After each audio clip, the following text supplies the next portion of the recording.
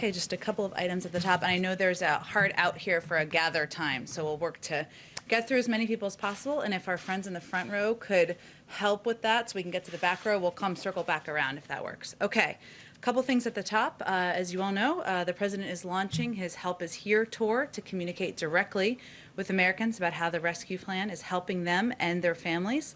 The tour will make clear that help is here and that we're on the path towards crushing the virus and rebuilding our economy. A number of these pieces you know, but just to add a few more details. So tomorrow, the President will travel to Delaware County, Pennsylvania, to highlight how the rescue plan invests in small businesses, a key component of the package, including minority-owned businesses, so they can rehire and retain workers while keeping them safe. The Vice President and second gentleman will be in Denver, also meeting with small business owners. So that will be a big piece we're highlighting tomorrow.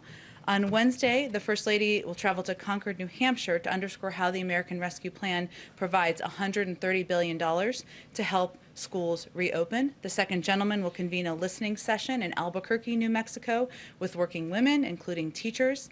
And Education Secretary Cardona will do a remote local media tour to talk about school reopenings. And I think you can see what the theme is of that day. On Thursday, the administration will showcase how the American Rescue Plan provides emergency aid to cover back rent, help homeowners catch up on their payments, and provide funding for families recovering from homelessness. And then on Friday, President Biden and Vice President Harris will travel to Georgia, as you all already know, to underscore how they and congressional Democrats fulfilled their promise in delivering $1,400 checks to finish the job of $2,000 in direct relief to millions of Americans. The second piece of, just the last piece I should say at the top, is many of you saw the news out this morning that Gene Sperling will be joining the team here to run point on the implementation of the rescue plan.